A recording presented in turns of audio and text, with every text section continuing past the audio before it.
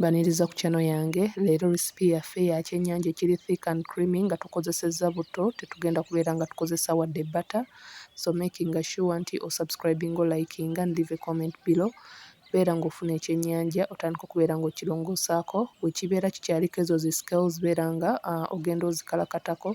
Oluvannyuma beera nga otandika okukisalaasala mu pieces ez'enjawulo okusinziira ku bantu bameka b'oli mu kubeera ng'ofumbira ewakaawo. Okusaba atanaba kubeera ng'onnyiga kkade, obeere ng'onnyiga kkade, obeere ng'otaninga on notifications zo, obeere notified bwe mba nga ntaddeyo vidiyo empya. Oluvannyuma nga tumaze okubeera nga tukiggyako scales zonna, tumaze okubeera nga tukisalaasala, tandika okubeera ng'okinaaza. Bw'oba okinaaza making sure nti okiggyemu ogwo omusaayi mwonna munda oguyinza okubeera gwasigaliriddemu, because singa oba oguleseemu omusaayi guno gusobola okubeera nga gutta testi y'enva z'ekyennyanja era gusobola okubeera nga omuntu aguwulirira muli eri ng'ali mu kubeera ng'alya ekyennyanja. So beera ng'okinaaza paka nga naawe oli satisfied kitukudde bulungi. Bw'otuuka ku mutwe nagwo muno obeera nga muno munda mwonna mu nviiri ezo ozinaaza n'ozisqueezing okubeera ng'oggyamu omusaayi ogwo ogulimu.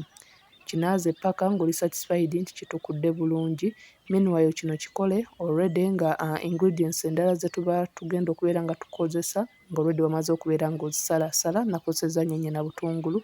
Sirina ingredient ndala muno gye nakozesezzaamu okuleka a little bit of spices here and there ze ngenda okubeera nga mbalaga awo mu maaso.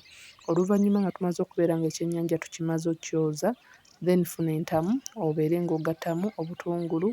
Muno nakozesezza tomato paste but osobola okubeera ng'okozesa ennyaanya ziri blended, n'enkozesa ku mazzi ga providing steam oyo gwe neetaaga okubeera nga ingredients zino zijja bulungi zisofteninge. Fumba muno ogattemu ne katungulu kimu nali optional. Mwagala osobola okubeera ng'omukozesa oba osobola okubeera nga tomukozesa. Then tugenda kubeera nga tufumba paka ng'obutungulu buno bukyuse. Singa oba obadde okozesezza nnyaanya zaffe za bulijjo, ofumba paka ng'olaba nti ennyaanya ezo zennyini zigonze nga zidrainze up nga tezikyalimu mazzi. Muno nakozesezza mixed spice ono gwe ntera okukozesa of late, alimu chili ne paprika ne ku munnyo. Neebeera ng'omukozesa oba obadde tomwagala osobola okubeera nga just okozesa munnyo gwaffe ogwa bulijjo. Genda maaso okubeera ng'okozesa ku mazzi amatonotono nga bw'otabula ingredients zino paka ng'olaba nti obutungulu buli soft. Oluvannyuma beera nga kati o-addingamu ekyennyanja obeere ng'okikootinga mu ingredients zino ze tumaze okubeera nga tufumba. Eno engeri osobola okubeera ng'ogikozesa eri ggwe atayagala kubeera ng'osiika, atayagala kubeera ng'olya butto, eri ggwe agezaako okubeera ng'ocekingayo weight, oyagala kubeera nga olya bintu biri oily biri fatty. So oluvannyuma beera nga muno nkozesezzaako ku yogurt, plain yogurt, ne mbeera nga nakozesezzaako nga tablespoons 4. Beera nga bino byonna omutabulamu ono agenda kubeera nga gattamu dattangi taste ennungi eyo mu kyennyanja kino. Jjukira ekyennyanja kyanguwa mangu okujja, so tetugenda kubeera nga tukifumba for so long. Oluvannyuma nga tumaliza okubeera ng'otabulamu bulungi n'okikyusa, mwe tugenda okubeera nga kati tugattamu coconut cream. Si coconut milk but coconut cream.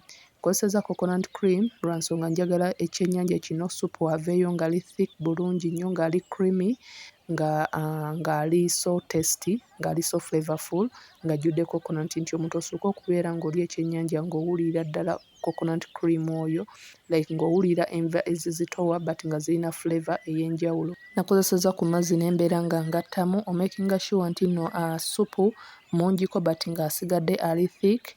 Oluvannyuma beera ng'oreducinga ku muliro omutono, obeere ng'otestinga okakase nti omunnyo ne spices z'otaddemu zineze bulungi. Tugenda kubeera nga wano tufumba tubikkeko paka ng'enva zino zitaaninze creamy, oziteekako ne zitokota katono paka nga ziri to this level, nga ziri thick bulungi nnyo, nga ziri creamy, nga naawe olabira ddala nti ky'ofumba kikyo kyennyini yono coconut cream ng'omufumbidde mu kyennyanja. Recipe yo ng'ewedde, ng'enva zo ziri ready okubeera ng'ozisaavinga. Oli waddembe okubeera ng'ozisaavingira kawunga ku muceere, ku chapati oba avocado chapatis, oba okozesa pumpkin, video zonna nzirina, oba oli waddembe okubeera ng'ofumbye ettooke nga kw'olisaavingidde. Thanks for watching. Please don't forget to subscribe nga you enjoy in this Ramadan. with your family and friends. Until next time, let me know what you think about my recipes in the comment section. Mbasaba mugende maaso okubeera nga musubscribinga ku YouTube channel yange, kwendi ku TikTok, Instagram kwendi, video zonna mbeera nga nteekayo n'ebifaananyi. Until next time, thanks for watching.